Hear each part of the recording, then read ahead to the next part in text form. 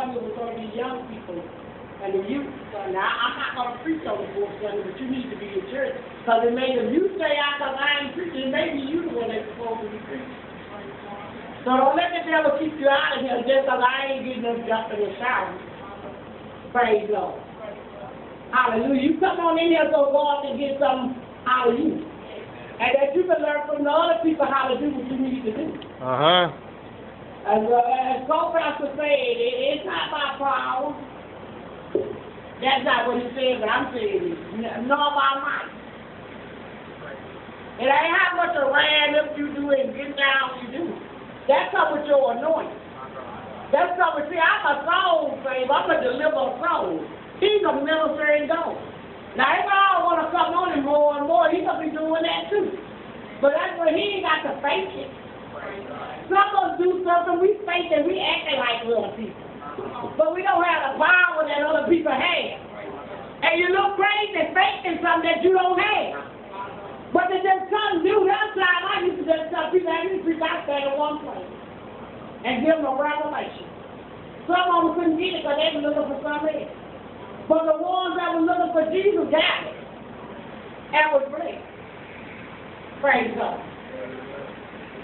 There's a word that co-pastor said that this race is not given to the swift, and neither is this journey unto the strong. You don't have to be the strongest person in here, but unto him or them that endure. See, you got to endure this until the end. You can't give up now. Amen. You can't give up. You got to keep going. Just because you didn't have the strength, don't mean for you to stop. See? And just because you want swift as everybody else, look at Sister Margaret. Sister Margaret coming in the church.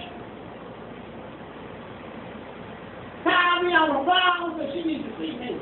After about, what is it, about 6 months or so? She said, look, I'm not like everybody else, and I don't even understand what y'all talking about. Praise God. And everybody else, well, they supposed to be, but I'm not where I'm supposed to be. I don't think I'm supposed to be at the church, because I can't do that like that. I said, let me tell you something, just keep coming. Praise God. And just stay in the church. God open your ears. Praise God. She wants to swim. Her sister come in here swim. Grab the mic from me, preaching all over the church. What is she at? Y'all see in here tonight? Those people come up in here like thunder, don't mean they're going to stay here. Hallelujah. But unto them that endure unto the end. And she had enduring power to stay here. And now when she get up, Lord, have mercy. You would never think this is a woman that said that she couldn't get with this life. She preached all over this church. I started to call up today, but I wanted yesterday. Praise God. The Holy Ghost said yesterday. And he told me yesterday. Praise God. Hallelujah. Gloria. Let me tell you something. I have one job to do, and that's come in here and obey God. It may not be your appetite, but it's on the table. And I thank the Lord said, whatever put before you for you to eat. So I can command that you eat this word today in your mouth. By the word of God. Praise God. Hallelujah. A great word. Praise God. Sister Margaret, I went with Sister Margaret yesterday, and I see her go through so many trials. And I just tell y'all this, because this is a great young woman. She come to the church, and after being here, she moved in her apartment. And then she moved out the apartment. And she come and told me she's going to get her a mobile home. I didn't agree with it. I told her. One thing about when you come talk to me, I ain't going to just say something just to make you feel bad. If I don't agree, I'm going to tell you I don't agree. But she got it anyway. She wanted it. And she got it, and then she got in school and got to working, and her husband decided that he wasn't going to pay for it. I'm just telling the truth. It's not that he couldn't pay for it, but he wasn't going to pay for it. And he decided to let it go. Praise God. And she come and told me that they taking it. I told her stuff to do to get it back. Gave her a little money on getting it back. Then he came and had a talk with me and told me that him and his wife decided that they were going to let that go. I ain't said another word. I told her tomorrow I'm out of it. Now it costs us something to let stuff go, but your credit won't go. Come on now. It's a price to pay when you think you can get around something. And he learned that. I had a talk with him not long ago. He told me he hated it. It put such a damp on his credit. And go down through the months and the years, it's been some years now, that they've been building that credit back there. So I got to go with her, what was it, yesterday, to see her new home she did for the ground. And it wasn't easy because I always had to really encourage her some more. Because she be crying and God bless everybody. She just don't understand. I said, girl, you need to stop. So let me tell y'all something that want new cars and new house, they're going to always be new. So you don't get it this year, 5 years from today, they're going to have a new one. See? You don't have to have it right now. Whatever you get it, it'll be on time for you. My God. Now, if she done got it back then, she wouldn't have what she's finna get now. But they had not yet, eyes had not seen. And ears had not heard. What the Lord had prepared for her. Hallelujah. My God. So I got to go and I got to see the house. I was like, ooh, this is better than this girl who deserves more. My God, you don't know what it is to be in school and everything and all the bottom drop from under you. And I told her these words when she told me she was going to school. I right over here. I told her, let me tell you something. I don't care what happens, don't you come out here school. And oh Lord, it's a lot happening. My God. A lot happened. When she stayed in that school, I was there when she graduated. I'm not talking about this school church here. I'm talking about what she was in before. Praise God.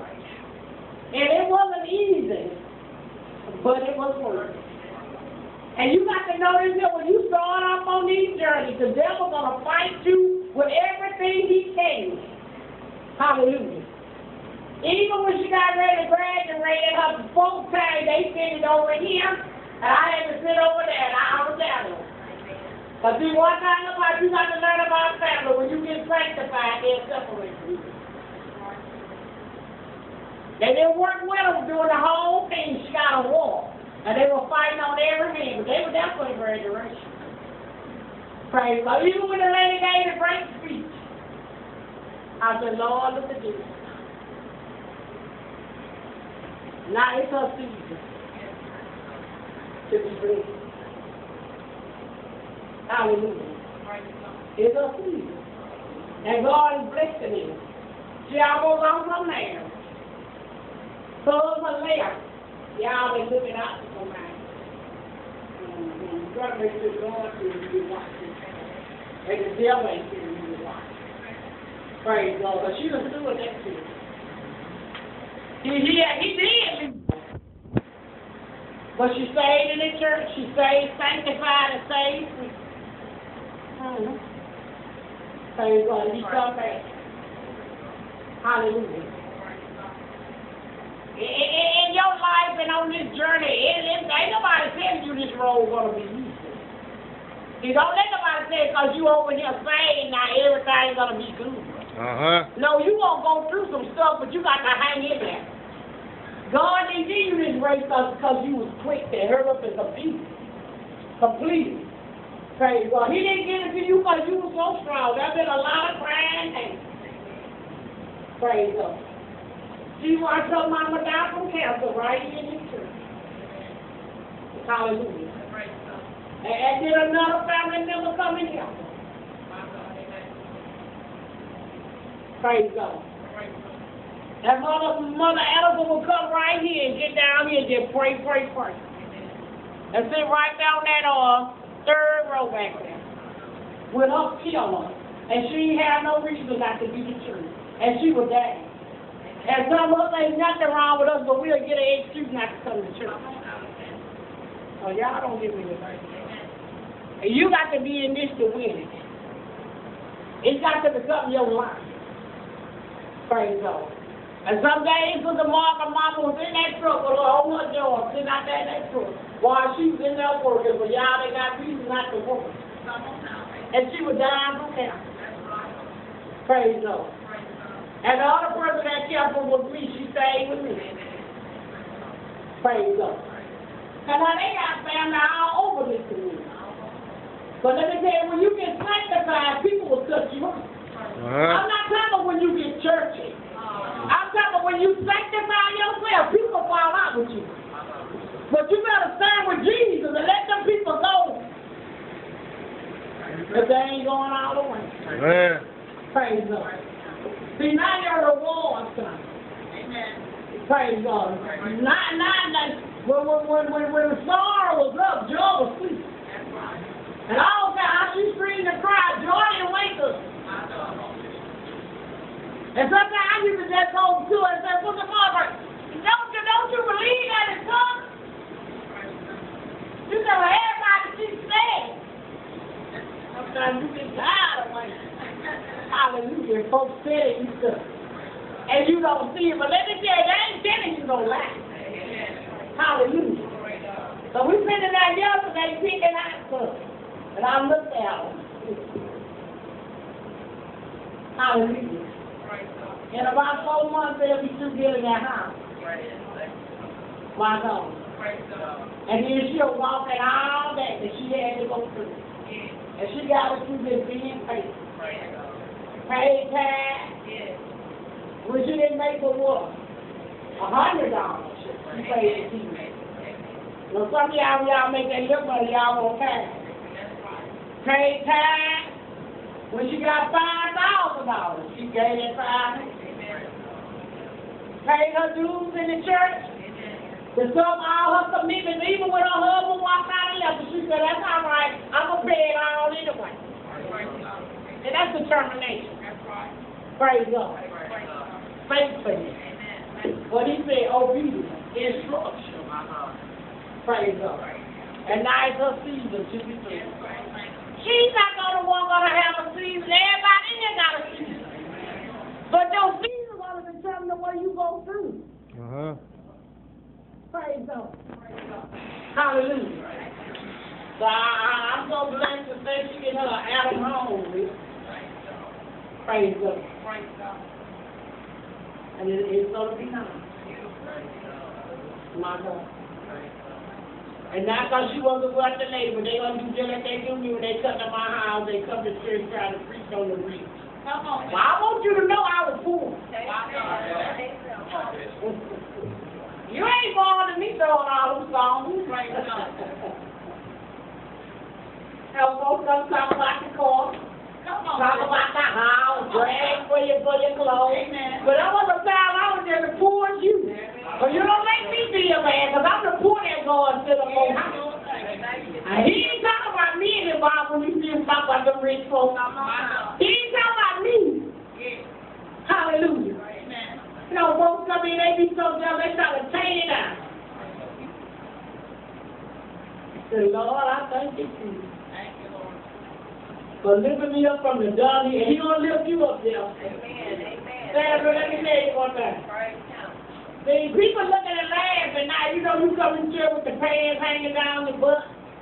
Well, pull the pants. I ain't talking about that. And people were saying to me, because you got that old boy down dancing and on that floor. And people don't have no patience with people in their first stage. But wait till you see them in their last stage. They'll knock me down, get to you. I'll be the last person to get to you. Praise God. Because people can't see ahead. They just see what they see, and they think folks ain't nobody. But it takes a real leader, a real apostle to look through and see what God will make a person. And see them to be what they is. The Bible says, calling them things that's not, as though they were. And what I'm so glad to know that the word say God resisted the promise, but he gave grace unto the humble. You keep obeying God. You might not together now. Praise God. I ain't got to reach out there no more. Now, word, what a word he about. Y'all give him a hand for it.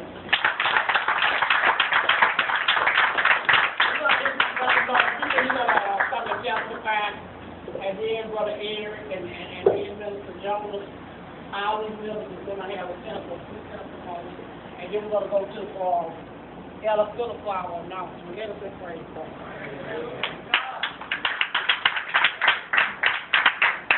Praise the Lord. Praise the Lord. I just thank God again for this brilliant point from my word, the Bishop Co-Pastor. Thank the Lord for the word that Minister Brian had brought to the best of my soul from Proverbs chapter 13. And how, it's just important for you to, hear the Father's instruction. You have to, what Co-Pastor say, pay attention to details. That same thing, pay attention to instruction. Bishop, she gave us instructions every day. She gave her instructions yesterday. She said, go and put chalk on the grill. If I didn't do that instruction, I wonder what would have happened. Something bad would have happened. We wouldn't have had no meat.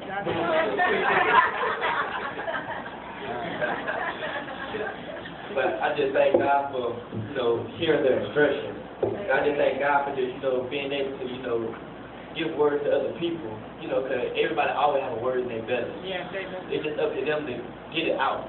Up to them to come to the altar and, pray about it. The more you pray and fast and the more you read the Bible, the more words you have in your belly, the more you'll be able to bring out to other people. But I just thank God for it, truly it's a blessing my soul. And how, when he was talking with scriptures that, okay, it's just like the one on chapter 15. It was like, about who despises the word shall be destroyed. How it's not like I just went over and I had went to chapter 15 and how it was just saying like the same thing, how correction is grievous unto him that forsaketh the way, and then he that hateth reproof shall die.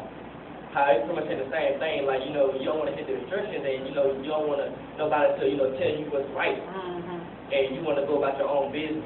How, skipping down the street, people think that's an angel, but deep down, what are they really? Just because they got on a white little dress with feathers hanging down, and don't think that's a precious little angel.